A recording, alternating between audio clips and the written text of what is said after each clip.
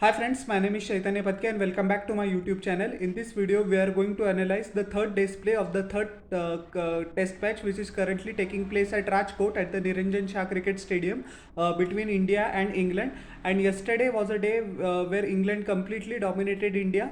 Today was the day that the tables completely turned. Indian bowling just ran through the English batting lineup despite the fact of Ravichandran Ashwin's absence, who has unfortunately left this test match to attend his ailing mother, who is currently not very in the good of health in Chennai. So we have to appreciate the tactical nous of skipper Rohit Sharma as well, because yeah, I will analyze Mohammad Siraj and Kuldeep Yadav's bowling and Bumrah's bowling, every bowling, but we have to give credit to Rohit Sharma, the way he marshaled his resources despite the fact that England were in a dominant position overnight, 207 for 2.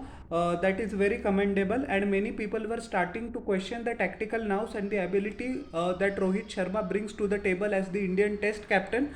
But he just shut up the mouth of all the critics, and yeah, way to go Rohit. So first of all, we will analyze what happened in the England's innings. They resumed the day at 207 for 2 in 35 overs, and Ben Duckett actually completed his 150, but he didn't look in his element this morning. He just struck two boundaries and he got out to a rank long off, I would say, from the bowling of Kuldeep Yadav, with Shubman Gill taking a simple catch at short cover. Half-hearted shot from Ben Duckett, and he was visibly disappointed with his dismissal. Joe Root actually played the worst shot I have ever seen in the many years I have been analyzing cricket, and that has been considered as the worst cricket shot in history by English Test player by the Telegraph. So it was a horrendous shot, made no sense at all. He tried to reverse sweep Jasprit Bumrah at more than 138 kilometers per hour, and when actually there weren't any demons in the pitch throughout the day, it was the sheer brilliance of the Indian bowlers to get the wickets of the English batsmen. And what a stupid shot to play.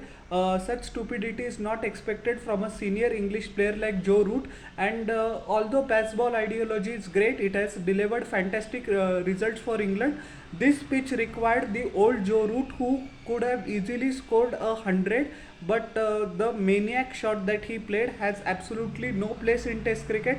And yeah, the ball just slides up to the toe end of the bat, and Yashasvi Jaiswal taking a simple catch in the slip. Actually, the Indian players were in disbelief and they were laughing at the childish shot of Joe Root, and he's copying and receiving a lot of criticism, which actually he should. It is agreed that he has scored against Trent Bolt, if you remember, year and a half ago. In the last year's Ashes also he's tried this shot a couple of times, which it came off. But playing against Australia in England is a different kettle of fish, and visiting India and playing India in India is a whole different scenario altogether. So much was expected from a senior batsman like Joe Root, but very, what you say in Hindi, a bakwas shot that he played, and he cost England I think 50 runs due to his childish shot. Anyways, Johnny Bairstow was plumb in front of Kuldeep Yadav, and his struggles continue. He has now an unwanted record that he has 8 ducks against India in India. He broke the record of Danish Kaneria, so that is who had actually 7 ducks against India. So that is not a good company to be in. His issues against spin are well documented, and despite the fact that he looked very good in the first 2 test matches, despite not scoring many runs, hopes were raised by the English fans of a impending good performance by Johnny Bairstow, but that wasn't to be. He needs to watch the ball. He needs to watch the hand, I beg your pardon, instead of playing the ball of the spinners from the pitch, which is leading to his downfall.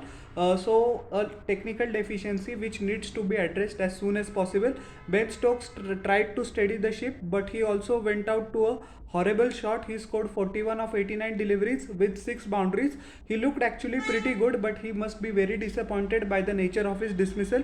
His wicket was taken by Ravindra Jadeja, with Jasprit Bumrah taking a simple catch at deep mid wicket, and he didn't time the shot at all, and I think so it wasn't needed at this juncture. Ben Fox also couldn't contribute much to the bat once again, 13 of 37 deliveries. Although he stroked a couple of boundaries, his wicket was taken by Mohammad Siraj, with Indian captain Rohit Sharma taking a simple catch at mid-on.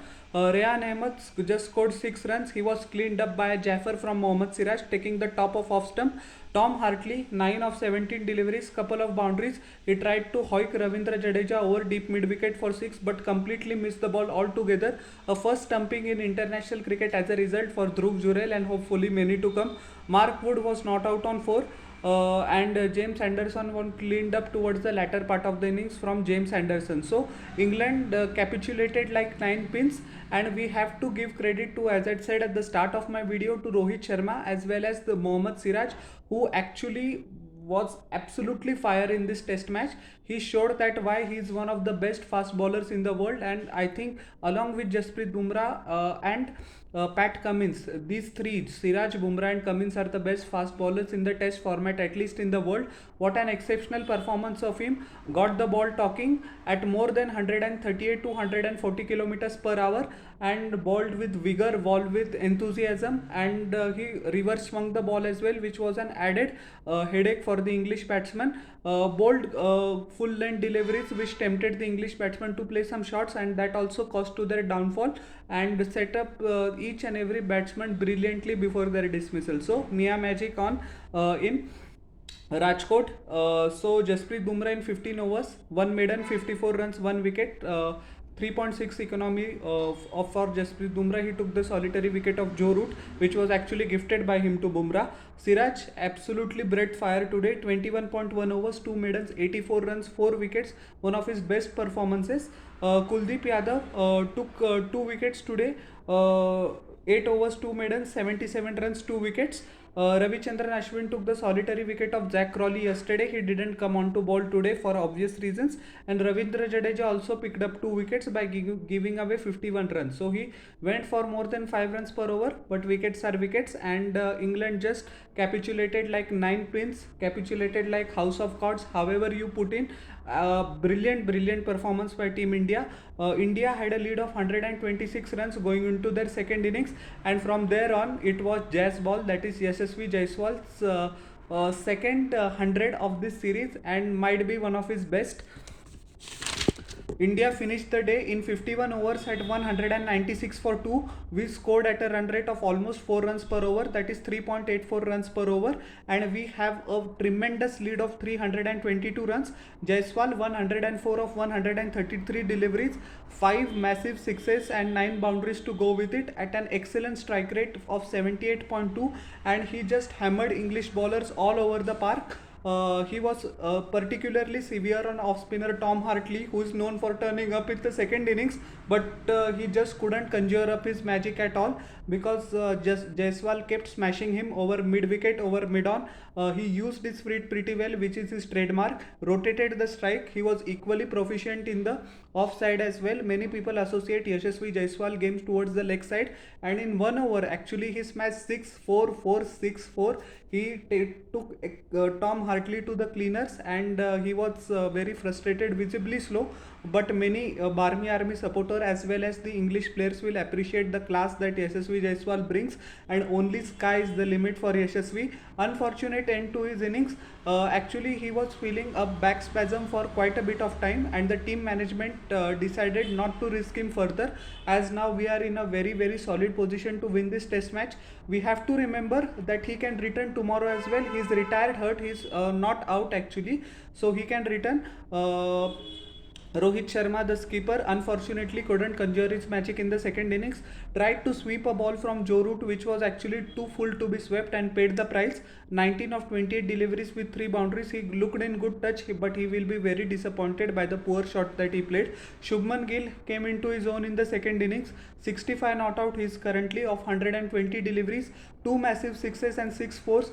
took his time initially, bided his time, which was pretty crucial as we know that he is not in good form. Despite the fact of him scoring a century in the second innings in Vishakhapatnam, the first innings he got out to a very rash stroke outside the off stump. He just fidgeted and outside edge with Ben Foakes taking a simple catch of the bowling of Mark Wood. So pressure was on Shubman Gill. Failure in this innings could have definitely resulted in his omission from the fourth test, but he held his own together. As his innings progressed, his confidence was restored.